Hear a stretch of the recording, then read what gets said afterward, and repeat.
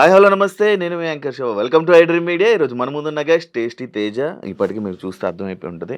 రెండో ఛాన్స్‌తో అనుకున్నది వాళ్ళ అమ్మగారిని ఎలా అయినా హౌస్‌లోకి తీసుకురావాలనుకున్నాడు. తీసుకొచ్చేసాడు. హ్యాపీయో లేదో అండ్ లోపల ఆయన 2 సార్లు జనాలు సపోర్ట్ చేయకపోవడానికి గల కారణాలేంటి? ఇవన్నీ మనకు తెలియని విషయాలు తెలుసుకునే ప్రయత్నం అయితే ఈరోజు టేస్టీ తేజతో మాట్లాడి తెలుసుకుందాం. Hi bro. ఏంటి బ్రో చాలా ఫార్మాలిటీగా ఎలాగైనా అనిపించిందా ఏంటి? కాదు లేదు 2 సార్లు జనాలు సపోర్ట్ చేయకపోవడం ఏంటి బ్రో?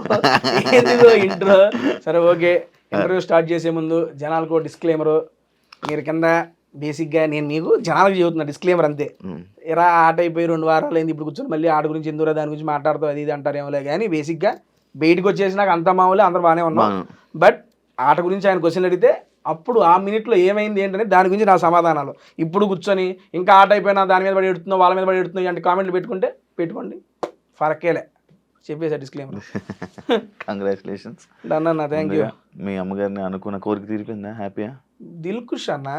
చెప్పాగా 11వ వారం దాకా కష్టపడ్డా, లాస్ట్ 2 వారాలు ఎంజాయ్ చేశా బిగ్ బాస్ జర్నీని. అమ్మగారు వచ్చాక మొత్తం ఎంజాయ్. అంతేగా, ఏం అయిపోయింది, గోల్ రీచ్ అయిపోయా. సక్సెస్ జర్నీ ఒక టార్గెట్ పెట్టుకుంటాం, టార్గెట్ రీచ్ అయిపోయిన తర్వాత ఆ యొక్క సక్సెస్ జర్నీని ఎంజాయ్ చేస్తాం. హౌస్ లోనే చెప్పాను నేను, బిగ్ బాస్ అమ్మ తీసుకొచ్చింది, ఇది నాకు సక్సెస్, ఇక నేను ఇన్ని వారాలు ఉంటే అన్ని వారాలు నా యొక్క జర్నీని ఎంజాయ్ చేస్తాను Bigg Boss, thank you so much అని చెప్పిన. అది ఎందుకు నార్మల్గా టేస్టీ తేజని ఎందుకు సపోర్ట్ చేయలేదు? యాక్చువల్ ఆడియన్స్ ఎందుకు ఓట్స్ వేయలేదు అని అడుగు. ఓట్స్ వేయలేదు, ఓట్స్ వేయకుండా 13వ వారం దాకా నేను ఉన్నావు. అంటే ఒకనొక టైం వరకు ఉన్నావు. ఇప్పుడు 7లో కూడా ఒకనొక టైం వరకు ఉన్నావు. అంతకుముందు ముందుకు బాగాలేదని ఓపెన్ గా అది ఎవరు ఒప్పుకున్నా ఒప్పుకోకపోయినా ఓట్లు పడాలి అంటే ఆటతో పాటు నేను జనరల్ గా నమ్మేది అండ్ ఈ సీజన్ వల్ల నాకు తెలిసింది ఏంటంటే ఓట్స్ అనేవి డెఫినెట్లీ మనం ఆడే ఆట బట్టి, దాంతోపాటు మన లుక్స్, మన ఫిజికాలిటీని, మనం ఏంటి, మనం ఏ కేటగిరీ అనే దాన్ని బట్టి కూడా ఓట్స్ అనేవి స్ప్లిట్ అవుతాయి అన్న. It is open. Comedian category, comedian ఒక పర్స్పెక్టివ్ లోనే చూస్తారు, ఒక హీరోయిక్ మెటీరియల్ ని హీరోయిక్ గానే చూస్తారు, ఒక విలన్ షేడ్స్ అని విలన్ గానే చూస్తారు.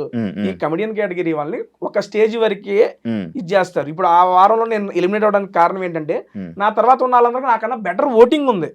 ఆ బెటర్ ఓటింగ్ వాళ్ళు క్రియేట్ చేసుకోగలిగారు, నేను క్రియేట్ చేసుకోలేకపోయా. క్రియేట్ చేసుకోకపోవడానికి కారణం ఏంటంటే అదే. ఇప్పుడు బేసిక్ గా సినిమాల్లో ఉంటాం అన్న, సినిమాలో అరే ఈ కామెడీ వీడు బాగా చేస్తాడరా, వీడు ఉంటే బాగుంటుందిరా అనుకుంటాం కానీ అరే వీడుంటేనే సినిమాకి వెళ్ళాలరా అని ఎట్టి పరిస్థితులు అనుకో. చిన్నప్పుడు మనం చూస్తూ పెరిగాం, హీరోకి డై హార్ట్ ఫ్యాన్స్, అబ్బా ఆ హీరో సినిమా రిలీజ్ అయింది వెళ్ళాలరా అంటారు కానీ ఆ కమెడియన్ అందులో ఉన్నాడు వాడి కోసం వెళ్ళాలరా అనుకోరు. కానీ సినిమా నడుస్తున్నంత సేపు ఆ కమెడియన్ చేసే కామెడీకి అందరు నవ్వుకుంటారు, ఉంటే బాగుంటుంది అనుకుంటారు కానీ వీడు ఉండాలరా అని అయితే అనుకోరు. ఉన్నంతసేపు ఎంజాయ్ చేశారు, వాళ్ళ ప్రయత్నం వాళ్ళు చేశారు, అక్కడ దాకా తీసుకొచ్చారు. బ్రహ్మానందం గారిని అనుకుంటారు కదా అప్పుడప్పుడు. అదే చెప్తున్నారు, ఆయనతో ఈ పూల కిందండి ఎవరి సెట్ ఆఫ్ రేంజ్ అదే ఉంటుందా, ఏ కేటగిరీకి సంబంధించి నా కేటగిరీ అంటున్నా. అందుకని నా సెన్స్ కి అక్కడ వరకు నేను పుల్ చేయగలిగాను, పుల్ చేశాను. I'm very much satisfied. Tasty Teja ఏం జరుగుతుందో ప్రిడిక్ట్ చేస్తున్నాడు. అంటే లైక్ వాళ్ళు ఒక ఎగ్జాంపుల్, వాళ్ళు నామినేషన్స్ చేసినప్పుడు నాకు తెలిసి మీరు ముందే ప్లాన్ వేసుకుని వచ్చారు, వాళ్ళు నిజంగా ప్లాన్ చేసుకుని వచ్చారు. నాకు బయటకు వచ్చినా తెలిసింది, లోపల కూడా తెలియదు నాకు ఆ విషయం తెలీదు. నేను బయటకు వచ్చిన తర్వాత మామూలు చూస్తుంటే రీల్స్ చూస్తుంటే అప్పుడు కామెంట్స్లో ఏదో వచ్చింది స్క్రోల్స్లో, వీళ్ళు ఇది చేసుకున్నారు నెక్స్ట్ ఎమ్మటి నేను చెప్పింది వచ్చింది. నిజంగా మాట్లాడుకున్నారా నాకు తెలియదు, అప్పుడు దాకా తెలియదు నాకు. ఎందుకంటే అక్కడ సినారియోని బట్టి బేసిక్గా ఒక సెన్స్ తగిలిద్దన్న మనకి. ఎవరైతే వరుసగా మన పేరు చెబుతున్నారు కానీ నేను నామినేట్ అవ్వట్లా, బికాస్ నేను నా పాయింట్స్లో నేను డిఫెండ్ చేసుకుంటున్నా, వాళ్ళకి స్కోప్ దొరకలా. ఒకసారి ఎక్కేసి ఇంకోసారి ఏదో 9 పాయింట్ చెప్పేస్తాను, నాకు అర్థమైపోయింది. ఓహో మీరు అలా అనుకున్నారా, సరే అనుకోండి. మీరు యాక్చువల్గా రాయల్ వర్సెస్ ఓజీ చేయాలి కానీ వీళ్ళు ఓజీ వర్సెస్ తేజ చేస్తున్నారు, మీ ఆట మీరు ఆడండి, నా ఆటని ఆడతా అన్న. అప్పుడు కూడా వాళ్ళు లేదు మేము అనుకోలేదు అన్నారు. చుట్టూ కెమెరాలు ఉన్నాయి, అందరికీ మైకులు ఉన్నాయి, మీరు ఏం మాట్లాడారు అందరికీ తెలిసిద్ది అని చెప్పినా. బయటకు వచ్చినాక ఇంట్లో ఇప్పుడు దాకా నాకు ఎవరు చెప్పలా, ఇలా అనుకున్నాం అన్నారు కూడా చెప్పలా. బయటకు వచ్చినాక చూసాను అంతే. నేను చూసా టాస్క్లు కూడా ప్రిడిక్ట్ చేస్తున్నావు. ఎలా అసలు ఇవన్నీ టాస్క్లు ఎట్లా ప్రిడిక్ట్ చేస్తామన్నా? చెప్పేస్తావు అంటే నెక్స్ట్ ఇలా ఉండబోతుంది, టాస్క్ ఇలా అవ్వబోతుంది అంటే వచ్చిన తర్వాత టాస్క్ ఇలా ఆడాలి.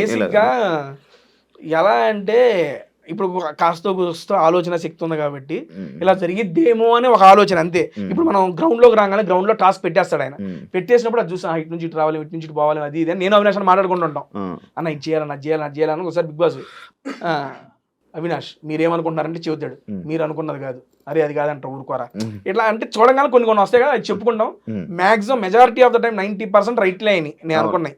7లో కూడా గౌతమ్ వెళ్ళి సీక్రెట్ రూమ్ అనేసి మీ వల్లే పంపించారు తెలుసా లోపలికి.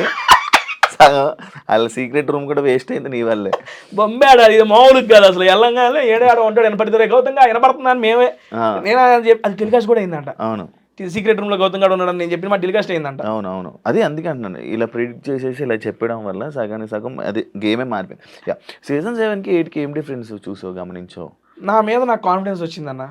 సీరియస్లీ ఆ కాన్ఫిడెన్స్ రావడానికి కూడా కారణం నేను ఓపెన్ గా చెప్తున్నా, ఏదైనా గేమ్స్ ఆడాలంటే నాకున్న బాడీ స్ట్రక్చర్కి నేను భయపడేవాడిని. అమ్మో ఫిజికల్గా ఏమన్నా అయితే నేను ఇబ్బంది పడతాను, ఈ బిగ్ బాస్ అనేది 3 నెలలు తర్వాత నాకు 30 ఏళ్ళ జీవితం ఉంది, ఏమయ్యేదే. సీరియస్లీ సీజన్ 7లో నాకు ఆ భయం మైండ్లో ఉంది. అండ్ సీజన్ 7లో టాస్కులు ఆడి ఇంట్లో నిలదొక్కోవాల్సినంత అవసరం నాకు రాలా. ఎందుకంటే సీజన్ 7లో ఉన్న ఏకైక ఎంటర్టైనర్ తేజగాడు. సరదాగా ఏదో పని చేస్తున్నాడు, వెళ్తున్నాడు.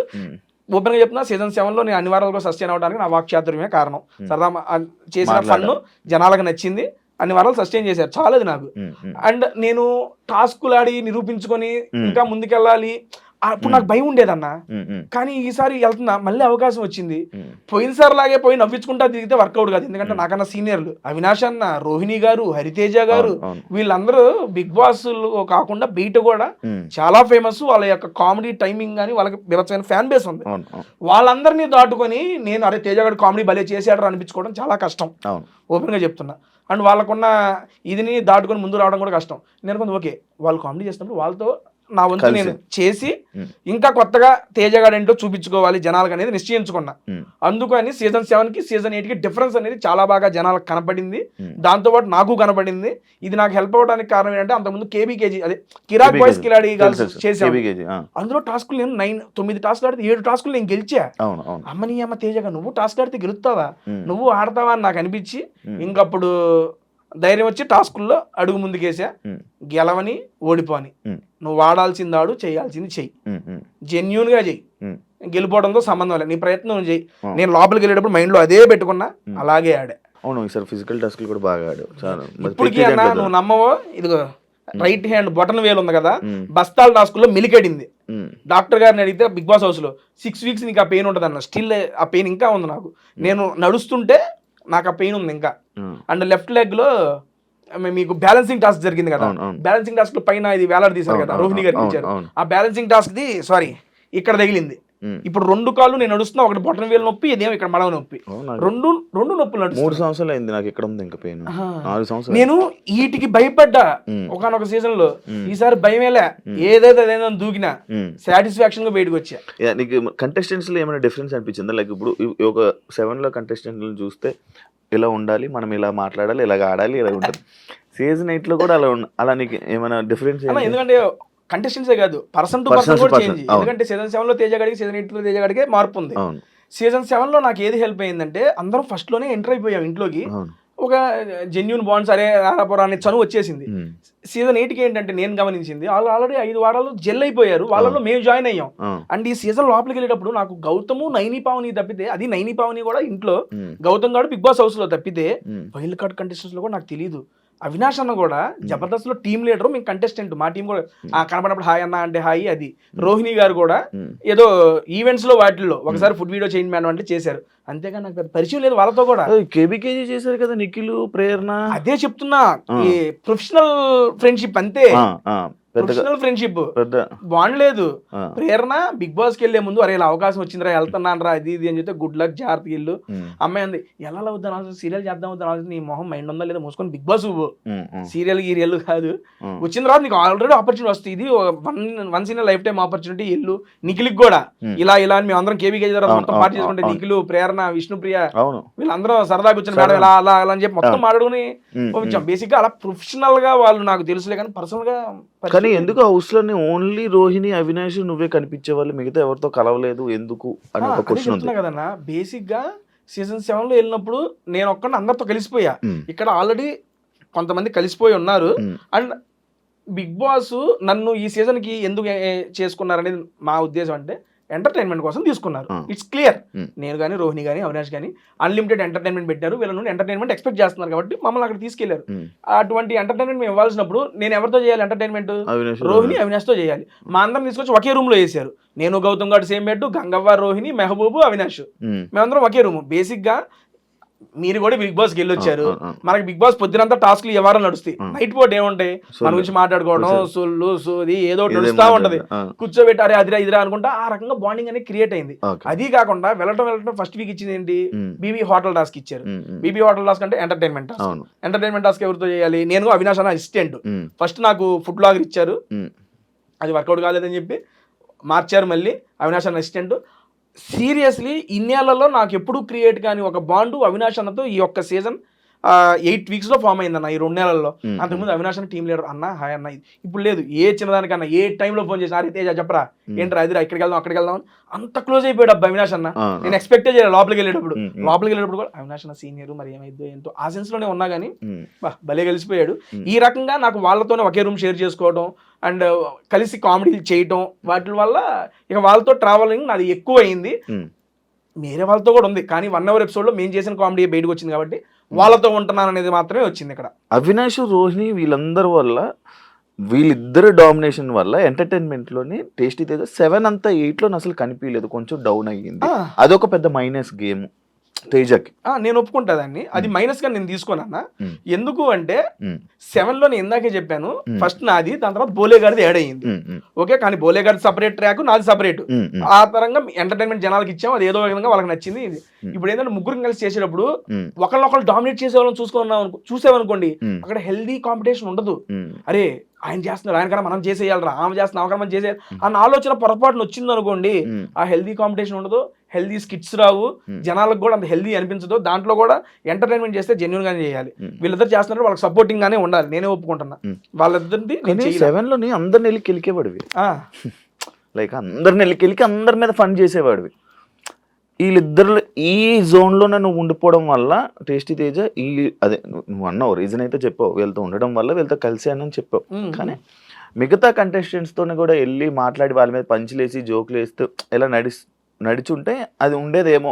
బేసిక్ గా స్టేజ్ మీద వెళ్ళినప్పుడు నాగార్జున సార్ ఒకటే చెప్పా, సార్ ఇప్పటిదాకా తేజ గారిని ఎంటర్టైనర్ గా చూశారు, ఈ సీజన్ లో ఎంటర్టైనర్ ప్లస్ గేమర్ గా చూడబోతున్నారు అన్న. బేసిక్ గా గేమర్ ఓకే, అదే చెప్తున్నా. ఎంటర్టైన్మెంట్ చేసేవాళ్ళు సరదాగా ఒక మాట అరిచేస్తున్నారేట్రా ఆబ్వియస్లీ తీసుకుంటారు. ఇప్పుడు మామూలుగా మనం ఫన్ లో ఉన్నామన్నా, ఏదైనా ఒక దగ్గర సీరియస్ అయిపోయాం అనుకోండి, ఏంటి ఈడు ఫన్ చేసి తీసుకుని ఈడు అరుస్తున్నాడా, ఈడు అరిసి ఎంత ఉందా, అది ఉంటది. ఆబ్వియస్లీ అవినాష్ అన్న కూడా నేను బయటకు వచ్చినా చూసా, ఈడేంద్ర ఎట్ట అరుతున్నాడు అని కూడా అన్నారు అవినాష్ అన్న. ఆ మూమెంట్స్ వచ్చినప్పుడు రియాక్ట్ అవుతారు అందరూ. ఆ సెన్స్ లో నేనేమనుకున్నానంటే ఓకే ఇప్పుడు ఫన్ జరుగుతుంది, అవినాష్ అన్న కూడా ఇప్పుడు మీరు ఏదైతే నాకు చెప్పారో నేను సీజన్ 7 లో ఏం చేసి అందరం పోయి గెలికేవాడిని, ఈ సీజన్ లో అన్న గెలుగుతున్నాడు, రోహిణి గారు గెలుగుతున్నాడు, ఇక మళ్ళీ నేను ఈ డేటర్ మళ్ళీ వాళ్ళని ఫాలో అవుతాడు అనే సెన్స్ వస్తుంది. నాకు స్కోప్ దొరికినప్పుడు నేను చేసిన దాంతో పాటు అదనంగా ఇందులో కామెడీలో తగ్గిందన్నారు కదా, ఆ తగ్గిన దాన్ని గేమ్స్ లో కవర్ చేసుకొని ఆ రెండింటిని బ్యాలెన్స్ చేసుకుని ముందుకెళ్ళా ఈ సీజన్ లో. That is wantedly only.